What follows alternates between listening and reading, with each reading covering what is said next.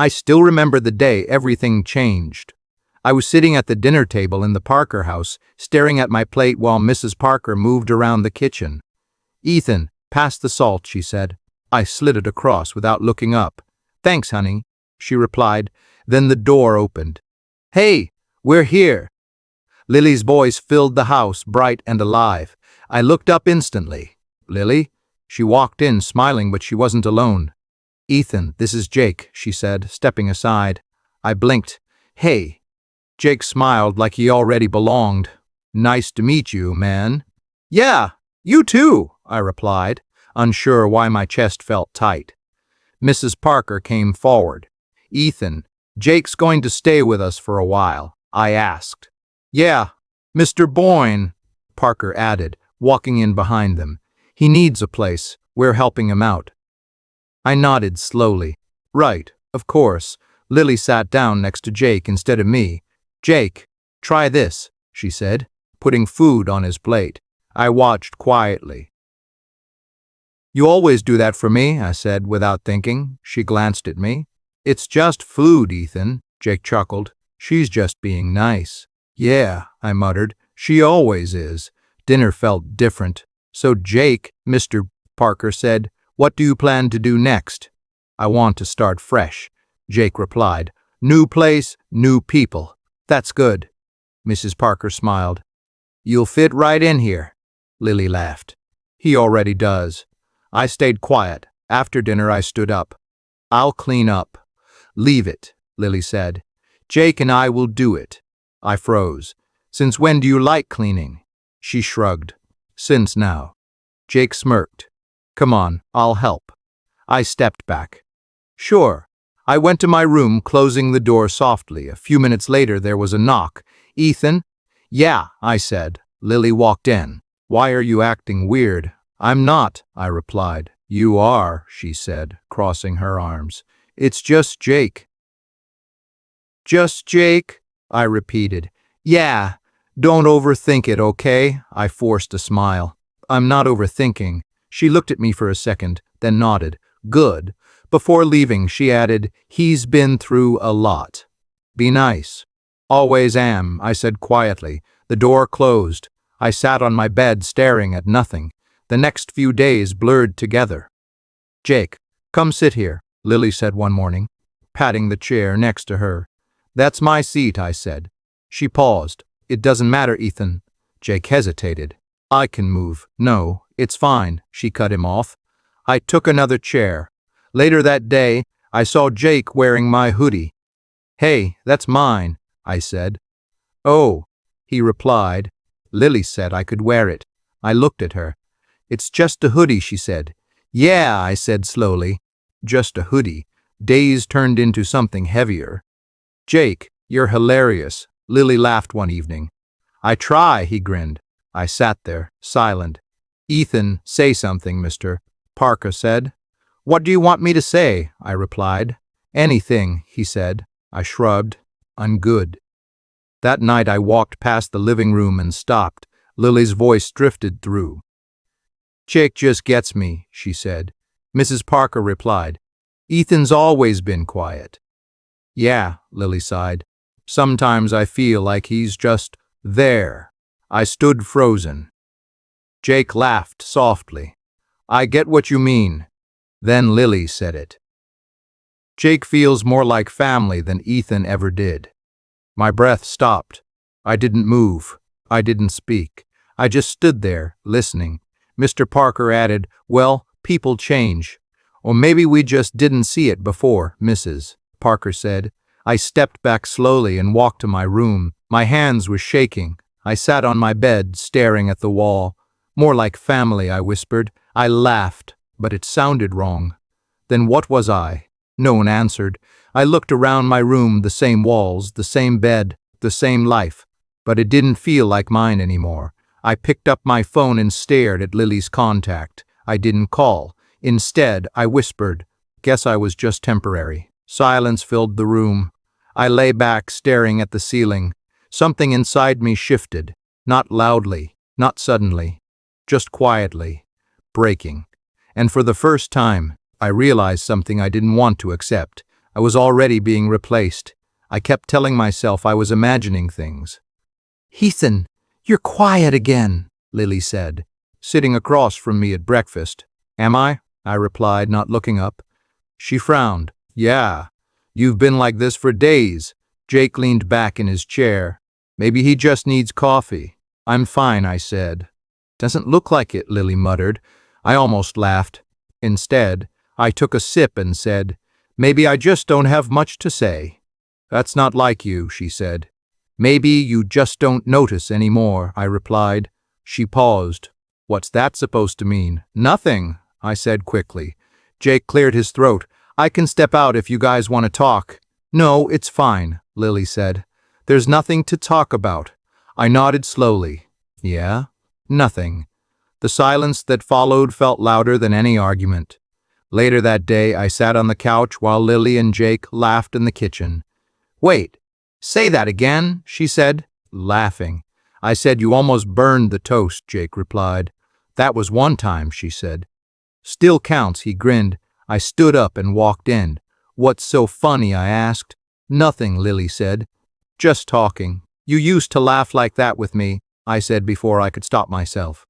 She looked at me. "Ethan, it's fine." I cut her off. "Forget it." Jake shifted awkwardly. "I didn't mean to." "It's not about you," I said. "Then what is it about?" Lily asked. I looked at her. "You tell me." She didn't answer. That night I opened my closet and noticed something missing. "Where's my gray hoodie?" I asked. Jake looked up from his phone. He was wearing it. "Oh, this?" he said. "Lily said I could use it." I turned to her. "You gave him my stuff?" "It's just a hoodie, Ethan," she said. "Yeah," I replied. "You keep saying that." "Because it is," she snapped. I shook my head. "You don't get it." "Then explain it," she challenged. I stayed quiet for a moment, then said, "It's not about the hoodie. It's about everything." Jake stood up. "I think I should go." "No, stay," Lily said. "I'm tired of this." "Tired of what?" I asked. "Of you acting like this," she replied. "You're making things weird." "I'm making things weird," I repeated. "Yes," she said. "You're distant, quiet, and honestly kind of cold." I laughed softly. "Cold?" "Yeah," she said. "You've changed." I looked at her for a long second. Or maybe I just stopped pretending. "Pretending what?" she asked. "That I still matter the same way," I said. She looked away. "You do matter." "Do I?" I asked. "Of course you do," she replied. "Then why does it feel like I don't?" I said quietly. Jake rubbed the back of his neck. "I didn't mean to come between anything." "You didn't," I said. "This was already there." Lily sighed. "Ethan, you're overthinking everything." "Am I?" I said. "Yes," she replied. "Nothing has changed." I stared at her. "Everything has changed." She didn't respond. Later that evening, Mr. Parker called me into the living room. "Sit down, Ethan," he said. I sat across from him. "What's up?" He leaned forward. "You've been acting off lately." "I'm just tired," I replied. He nodded slowly. "Look, I'm going to be honest with you." "Okay," I said. "You should be more like Jake," he said. "He's confident, open, easy to be around." I felt something tighten in my chest. "So I'm not?" "I didn't say that," he replied. "You didn't have to," I said. He sighed. "I'm just saying you could learn from him." I nodded. "Right. Don't take it the wrong way," he added. "I won't," I said, even though I already had. I stood up. "Anything else?" "No," he said. "That's all." I walked out without another word. In my room, I sat on the edge of my bed, staring at the floor. "You're my real family." Lily's voice echoed in my head. I remembered the way she used to sit next to me, smiling like I mattered. "I'll always choose you," she had said once. I believed her. I built everything around that belief. Now it felt like a joke, a quiet one, a cruel one. I whispered to myself, was any of it real? No answer came. I lay back and stared at the ceiling. "Maybe I just imagined it," I said under my breath. "Or maybe I just wanted it to be true." The thought settled heavily in my chest.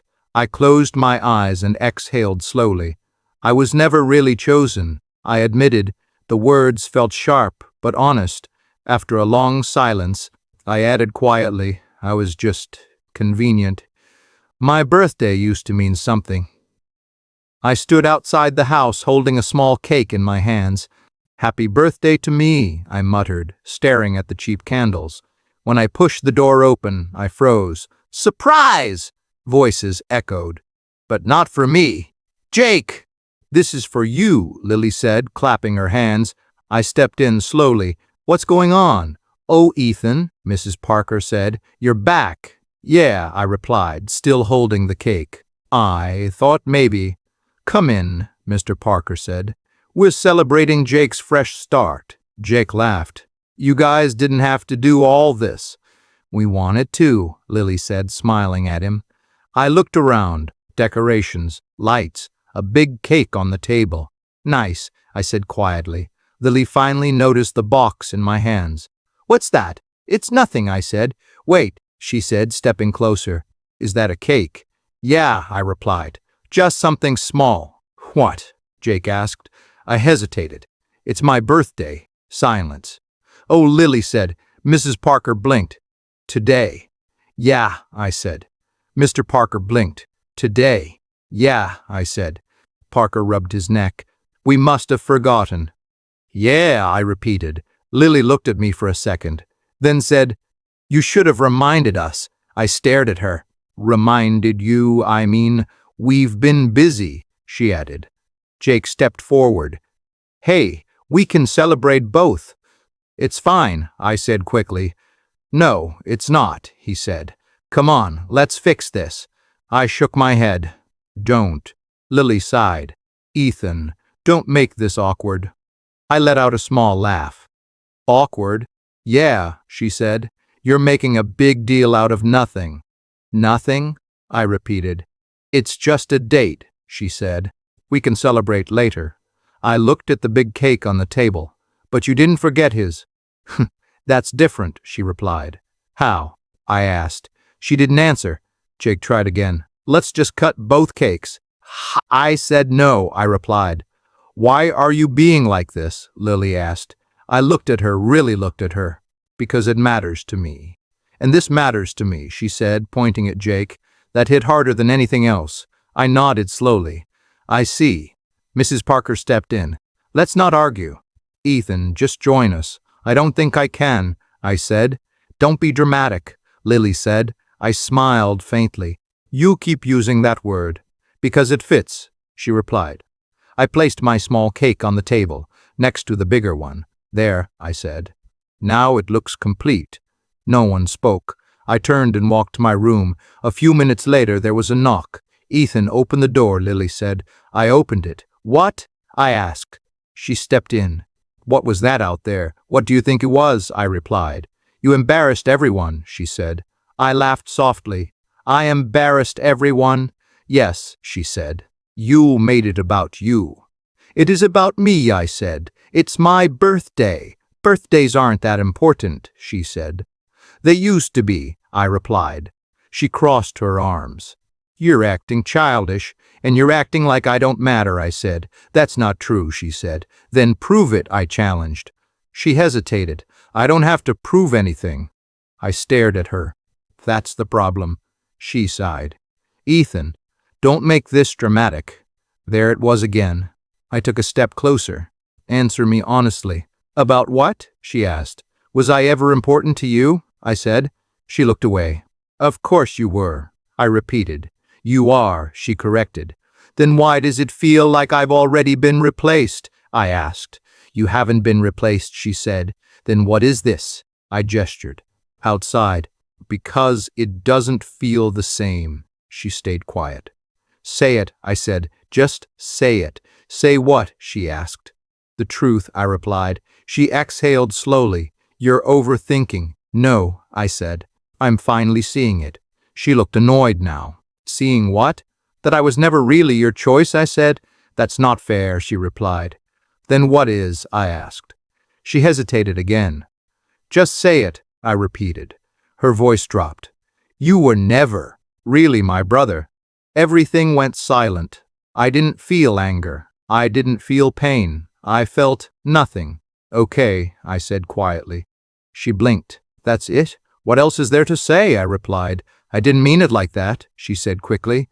But you said it, I answered. She stepped closer. Ethan, it's fine, I cut her off. No, it's not, she said. You're taking it wrong. I'm not taking it at all, I replied. I walked past her and opened my closet. What are you doing? She asked. Packing, I said. For what? She asked. I'm leaving, I replied. She froze. You're serious? Yeah, I said. Over this? She asked. I looked at her one last time. It's not just this. Then what is it? She asked. Everything, I said. She didn't stop me. She didn't say stay. She didn't say anything. I packed my clothes in silence. Each fold felt like closing a chapter. When I zipped the bag, I paused. Goodbye, Lily, I said. She stood there, quiet. I walked past her, down the hallway, and toward the door. Ethan, she said softly. I stopped, but I didn't turn around. After a second, she said nothing else, so I kept walking. When I stepped outside, the air felt colder. I tightened my grip on the bag. No one stopped me, I whispered. And somehow that hurt the most. I had nowhere to go. I kept walking, my bag slung over my shoulder, my phone almost dead. Where am I even going? I muttered. No answer came. Hours passed. My legs hurt, but I didn't stop. Just keep moving, I told myself. Don't think. By the time I reached a quiet street, the sun was already going down. I sat on the curb and exhaled slowly. This is it, huh? Silence. I laughed weakly. Great plan, Ethan. A car pulled up nearby. I didn't look at first. The door opened. Are you lost? I looked up. An older man stood there, calm, composed. No, I said quickly. He raised an eyebrow.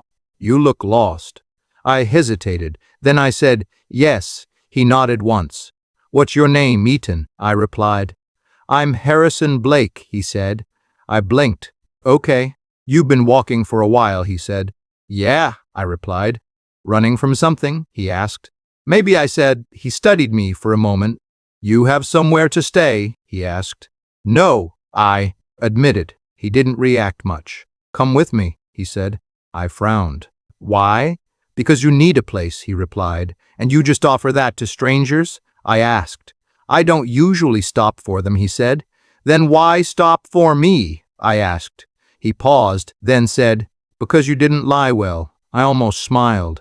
That's a strange reason. Get in, he said simply. I hesitated. Look, he added, you can sit here all night or you can take a chance. I stared at him for a few seconds. Then I stood up. Fine, I said. I got into the car. The drive was quiet.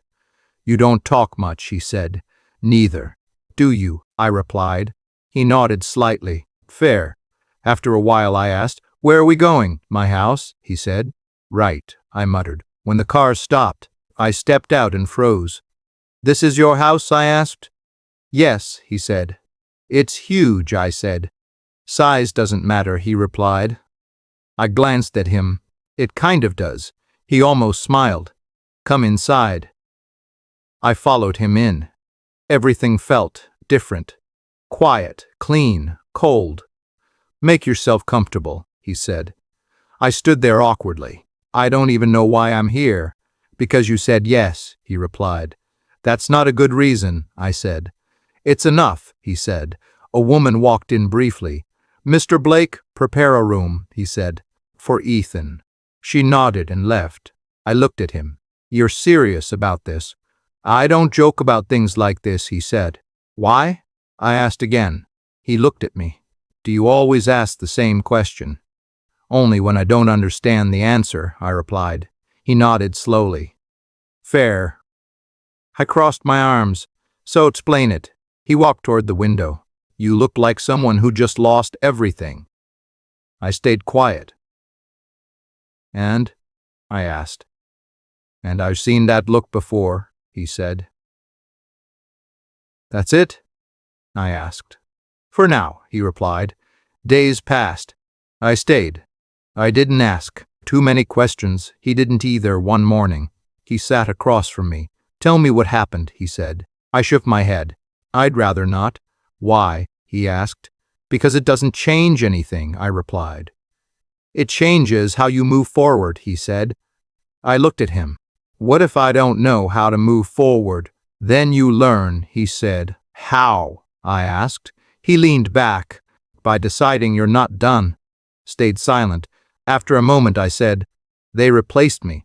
He nodded once. And that's it, I said. That's the story.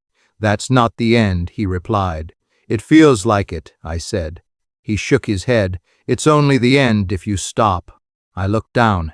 I don't know what I am without them. Good, he said. I frowned. Good? Yes, he replied. Now you get to decide. I didn't answer. A few days later, he called me into his office. Sit, he said. I sat. I don't believe in charity, he said. Then why am I here? I asked. He looked at me directly. Because I believe in potential, he said. I felt something shift in my chest. Potential? I repeated. Yes, he said. You don't see it yet, but I do. I stayed quiet. No one has ever said that to me, I admitted. Then they weren't looking properly, he replied. I exhaled slowly. For the first time, I said, I don't feel like a burden. Good, he said. I looked at him. What do I do now? He stood up. You start again. From nothing? I asked. He nodded. From yourself. I thought about that. Then I said quietly, okay. For the first time in a long while, I meant it. Living here still feels unreal, I said, standing near the window. It's just a house, Clara replied. I glanced at her. You say that like it's normal. It is for me, she said calmly. I nodded. Right. She studied me for a moment. You don't trust easily, do you? I stayed quiet. That's not a bad thing, she added. I didn't say it was, I replied. You didn't have to, she said. I exhaled. I'm still figuring things out. She crossed her arms. Then start by being honest. With you? I asked. With yourself, she replied. I looked away. That's harder. Why? She asked. Because I don't like the answers, I said. She nodded slightly. That's usually where growth starts. Later that day, I sat across from Dr. Mason Reed. Tell me your story, he said. I don't think it matters, I replied. It matters to you, he said. I leaned back. I'm fine.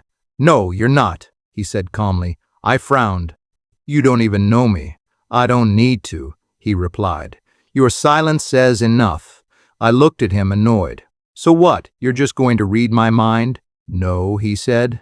I'm going to wait. For what? I asked. For you to stop running, he replied. I laughed softly. I'm not running.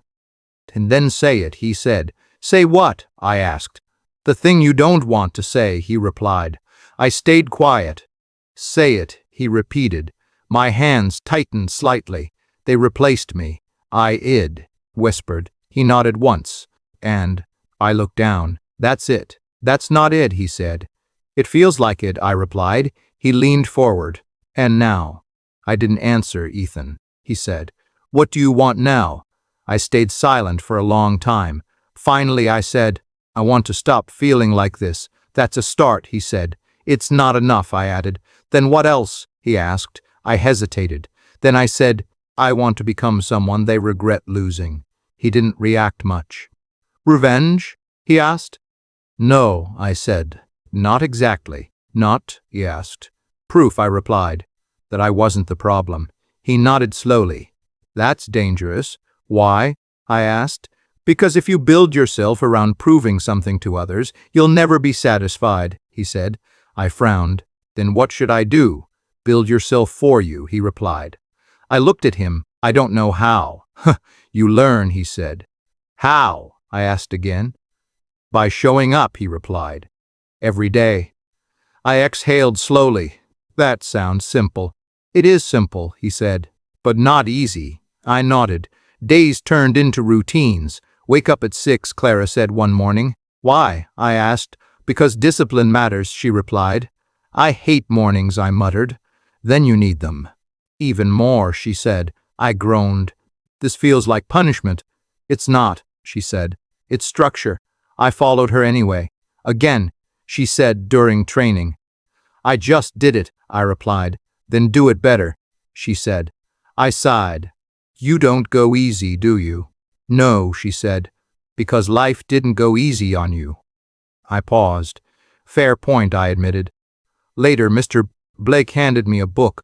Read this, he said. What is it? I asked. Something you should have learned earlier, he replied. I flipped through it. Business? Understanding value, he corrected. Value of what? I asked. Yourself, he said. I looked at him. That's new. Then start learning, he replied. At night, I sat alone thinking. I'm not the same, I whispered. For once, that didn't scare me. In my next session, Dr. Reed asked, what changed this week? I stopped waiting, I said. For what? He asked. For someone to come back, I replied. And how does that feel? He asked. Quiet, I said. But lighter? He nodded. Good. I still think about them, I admitted. You will, he said. But it doesn't hurt the same, I added. That means you're healing, he replied. I leaned back. I don't want to be that person anymore. What person? He asked. The one who begged to be chosen, I said. He nodded. Then don't be. It's not that easy, I replied. It is if you decide, he said. I thought about that. Later, Clara found me in the hallway. You look different, she said. Do I? I asked. Yeah, she replied. Less lost. I smiled faintly. I'm working on it. She nodded. Good. I looked at her. Why are you helping me? She shrugged. Because you're trying. That's it? I asked. That's enough, she said. I stood there for a moment. I'm not doing this for them anymore, I said. Then who are you doing it for? She asked. I took a breath. Myself, I replied. She smiled slightly. Now you're getting it. That night, I looked at my reflection. You're not that person anymore, I said quietly. For the first time, I believed it. Months turned into a year faster than I expected. You're late, Clara said, glancing at her watch. By 2 minutes, I replied. That's still late, she said. I smirked slightly. You've made your point. Good, she said. Now sit. We have work. I took the seat across from her. What's today? Negotiation review, she replied. Let's see if you've improved. I have, I said. We'll see, she said calmly. She slid a file toward me. Read this.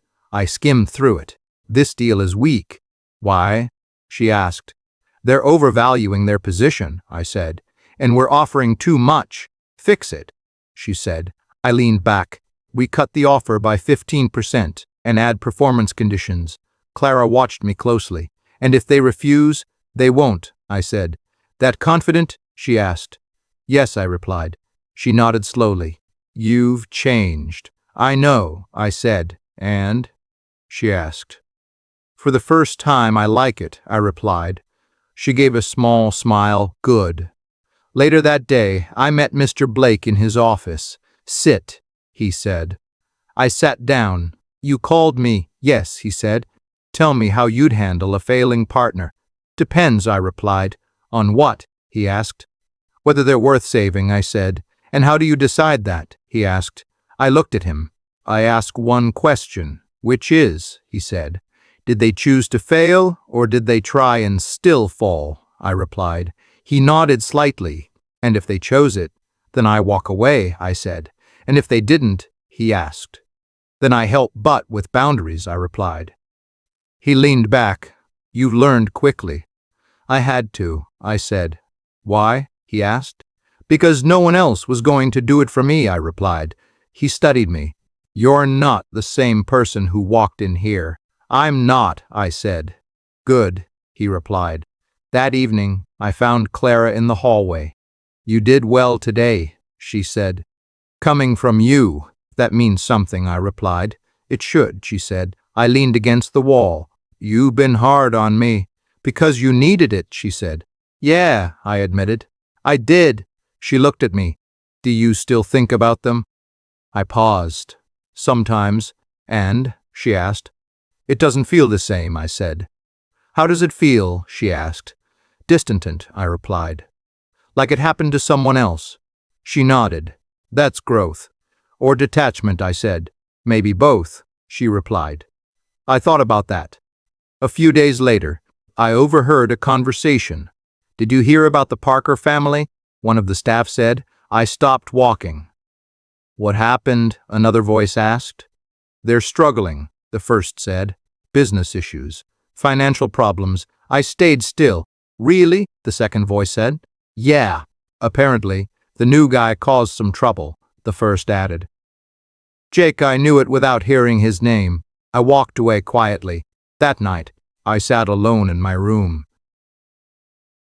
They're not doing well, I said under my breath.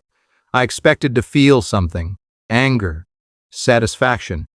Anything. But there was nothing. Why don't I feel anything? I asked myself. The silence answered. Later, Clara knocked on my door. You okay? She asked. Yeah, I replied. You don't sound like it, she said. I sighed. I heard something today. About them, she asked. Yeah, I said. And, she asked. They're struggling, I replied. She watched me carefully. How do you feel about that? I don't know, I said. That's honest, she said. I thought I'd feel something, I admitted. Like what? She asked. Maybe satisfaction, I said. Or closure. And, she asked again. I just feel distant, I replied. She nodded. That's not a bad thing. It feels strange, I said. It's because you've moved on, she said. Have I asked. Yes, she replied. You're not reacting the same way anymore. I leaned back. I guess that's true. She smiled slightly. You built something new. I have, I said. And it's yours, she added. I looked at her. For the first time, I believed that. Good, she said. I stood up and walked to the mirror. You're not that person anymore, I said quietly. This time, it didn't feel like a question. It felt like a fact. Clara's voice came from behind me. You're not the same person anymore. I know, I replied, and for the first time, I was proud of that. Big night, Clara said, adjusting her sleeve. Feels like it, I replied. You ready? She asked. I've been ready, I said.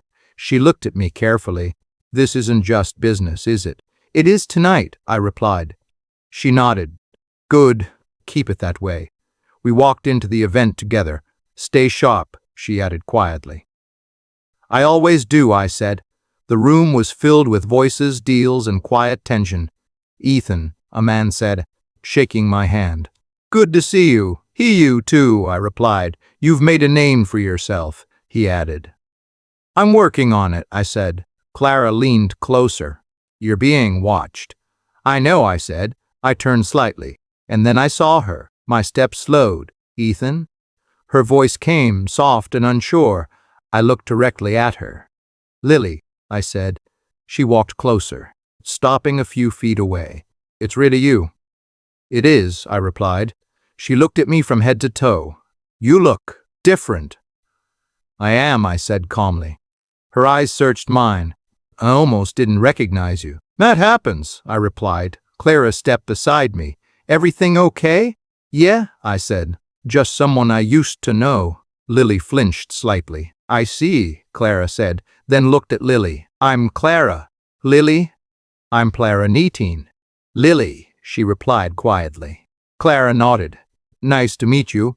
You too, Lily said, though her eyes stayed on me. I'll give you a minute, Clara said to me. Thanks, I replied. Clara walked away. Lily took a small step closer. I didn't expect to see you here. Neither did I said. She hesitated. You look successful. I'm doing fine, I replied. That's more than fine, she said. I didn't answer. She glanced around. This place, it's not exactly small. No, I said. So it's true, she added. What is? I asked. That you changed your life, she said. I had to, I replied. She nodded slowly. Yeah. There was a pause. How have you been? She asked. Good, I said. That's it? She asked. That's enough, I replied. She looked down briefly. I don't deserve that answer. You asked a simple question, I said. And you gave a simple answer, she said. I nodded. Seems fair. She exhaled. Ethan, can we talk? We're talking, I said. I mean, properly, she said. I looked at her. Why? Because there's things I need to say, she replied. Like what? I asked. She hesitated. Like, I made a mistake. I stayed quiet. I shouldn't have said those things, she continued. You did, I replied. I know, she said quickly, and I regret it. I studied her face. I'm serious, she added. I think about it all the time. Do you? I asked. Yes, she said. I didn't realize what I was doing. I tilted my head slightly. You didn't realize you were replacing me? She flinched. It wasn't like that. It felt like that, I said. I know, she replied softly. Silence settled between us. I was wrong, she said. About everything. I looked at her. I hurt you, she added. Yes, I said. And I'm sorry, she said. I nodded once. Okay. She blinked. Okay? What do you want me to say? I asked. I don't know, she admitted. Then why are we having this conversation? I said. Because I need you to understand, she replied. Understand what? I asked. That you mattered, she said. I held her gaze. I know I did. You did, she repeated. But not enough, I added. She looked down. I messed up. You did, I said again. She looked back up. Can we fix it? I paused, then I said, no. Her expression dropped. No? No, I repeated. Why not? She asked. Because I'm not the same person anymore, I said. I can see that, she said. Then you should understand, I replied. I just thought, she started. What? I just thought. She started. What? Asked. That maybe we could go back, she said. I shook my head slightly. There's no back. She swallowed. I miss you. I didn't respond. I really do, she added. I watched her carefully. And that's when I realized something. I didn't feel what I used to feel. No warmth, no pull. Just calm distance. That realization hit harder than anything else. You don't feel anything, do you? She asked quietly. I hesitated. Then I said, not the same. She closed her eyes briefly. I deserve that. I didn't argue. I thought I'd always matter to you, she said. You did, I replied. And now? She asked. I took a breath. Now, you're part of my past, I said. Her eyes filled with emotion. That's it, I said. She nodded slowly. I guess this is goodbye then, she said. It already was, I replied. She stood there for a moment. Then she said, I'm sorry. Ethan. I looked at her. I know, I said. She turned and walked away. I watched her go, feeling something strange, not pain, not relief, just distance. Clara returned a moment later. You okay? Yeah, I said. How do you feel? She asked. I thought about it. That's the problem, I said quietly. What is? She asked. I don't feel what I used to feel, I replied. She studied me. And that scares you. I nodded. More than anything. I didn't go looking for the truth. It came to me. Ethan, you should see this, Clara said, handing me a file. What is it? I asked. Something you need to know, she replied. I opened it. Parker Holdings? She nodded. Look deeper. I flipped through the pages. Debt? Losses? Failed deals.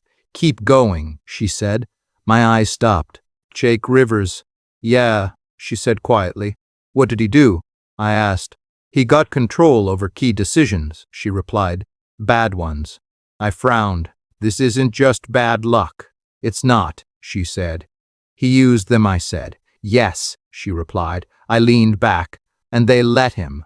They trusted him, she said. I let out a slow breath. That sounds familiar. Clara watched me carefully. How do you feel? I don't know yet, I said. Take your time, she replied. Later that day, I sat with Mr. Blake. You've seen it, he said. I have, I replied. And? He asked.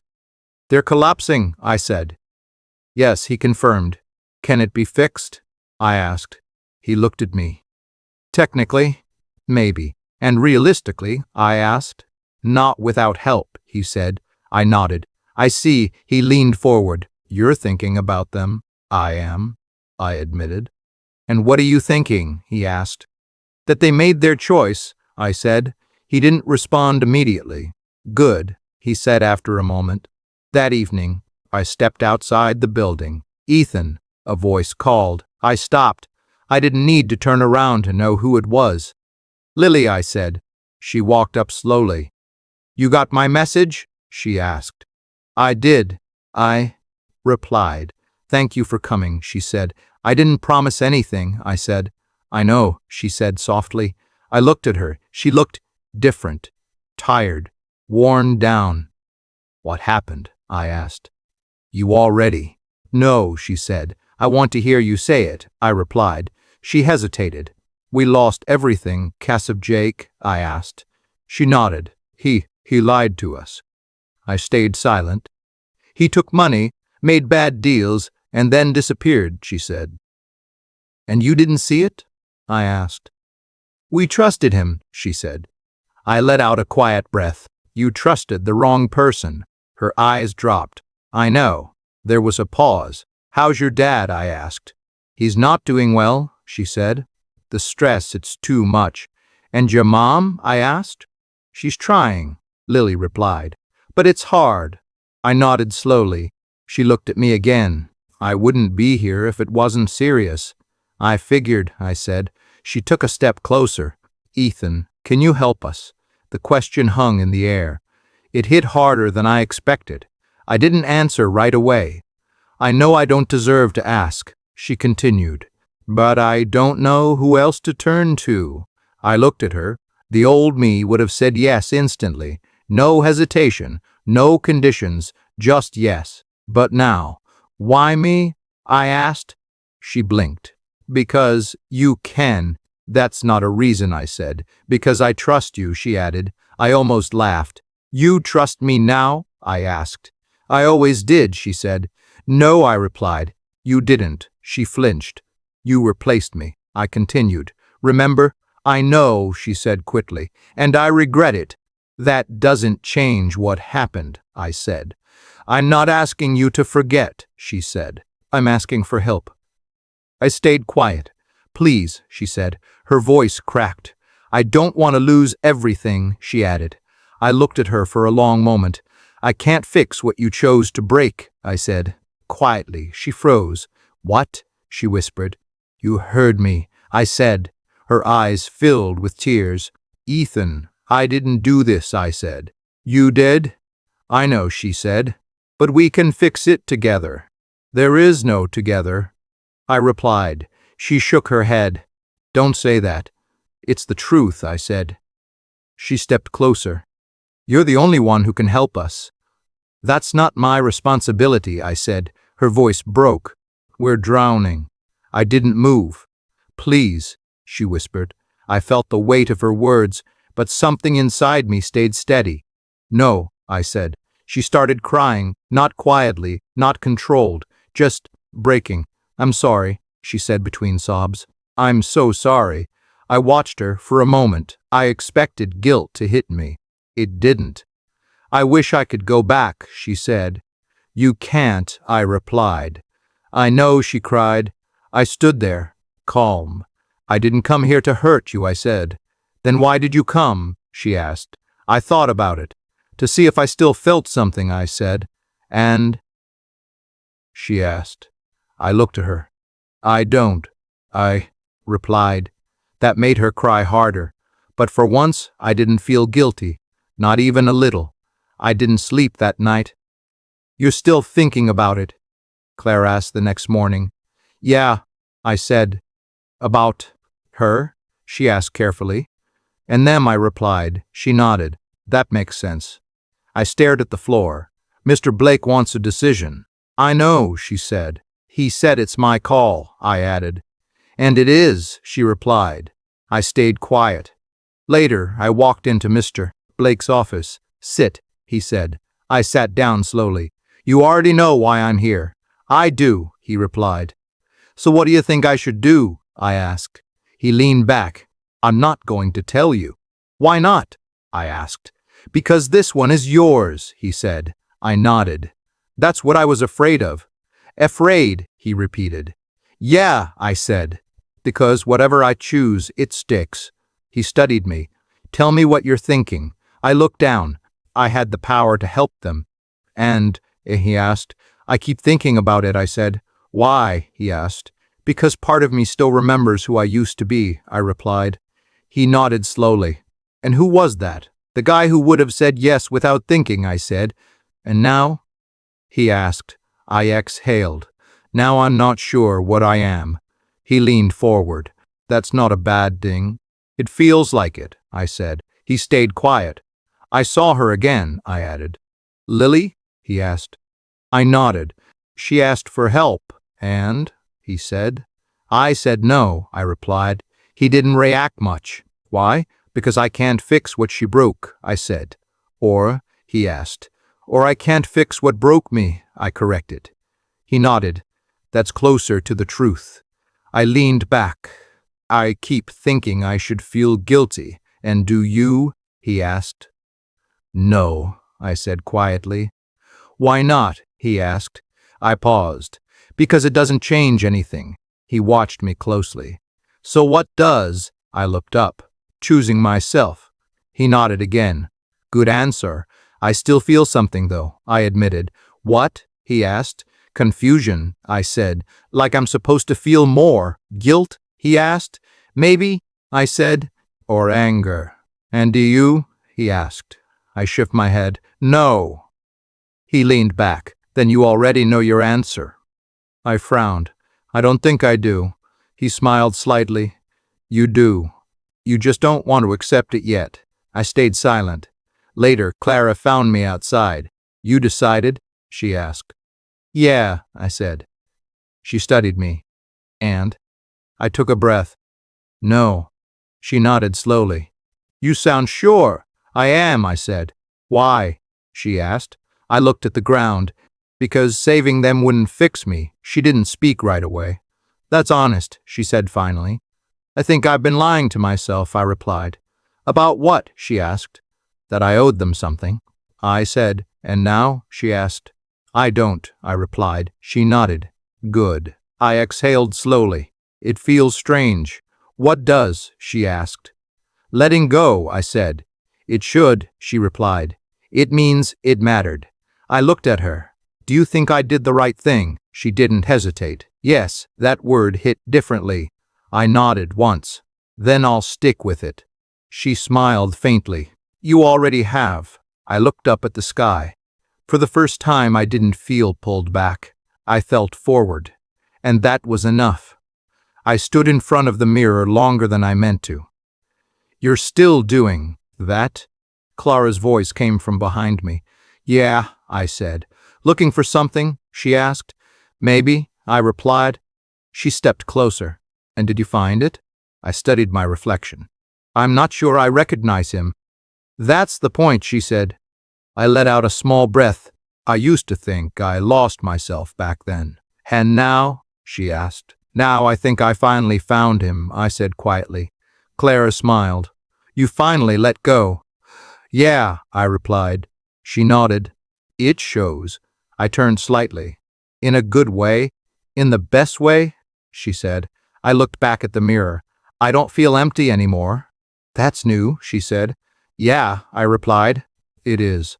Later that day, I walked outside alone. You going somewhere? Clara asked. Just clearing my head, I said. Don't take too long, she replied. I won't, I said. The city felt different now, not heavier, just quieter. Then I saw her. Ethan, Lily's voice stopped me. I turned slowly. Lily. She walked closer. I didn't think I'd see you again. Same, I replied. She looked at me carefully. You really changed. I told you, I said. She nodded. Yeah, you did. There was a pause. I've been thinking a lot, she said. About what? I asked. About everything, she replied. Us, me, you. I stayed quiet. I made a mistake, she said softly. I know, I replied. She looked down. I wish I could take it back. You can't, I said. I know, she repeated. She took a breath. I wish I chose you. That hit the air between us. I looked at her for a moment. Then I said calmly, You did choose. She blinked. What? You did choose, I repeated. And so did I. She frowned slightly. I don't understand. I chose to leave, I said. And you chose who you wanted back then. Her eyes dropped. That's not what I meant. It's what happened, I said. She stayed silent. I'm sorry, she whispered. I know, I replied. Another pause. Do you hate me? She asked. I thought about it. No, I said. Honestly. Then what do you feel? She asked. Nothing like before, I replied. She nodded slowly. That's worse.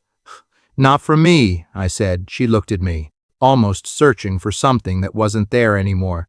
I miss who you used to be, she admitted. I don't, I said. That made her stop. I should go, she said softly. Yeah, I replied. She hesitated. Goodbye, Ethan. Goodbye. Lily, I said. She walked away slowly. I didn't follow. I didn't call her back.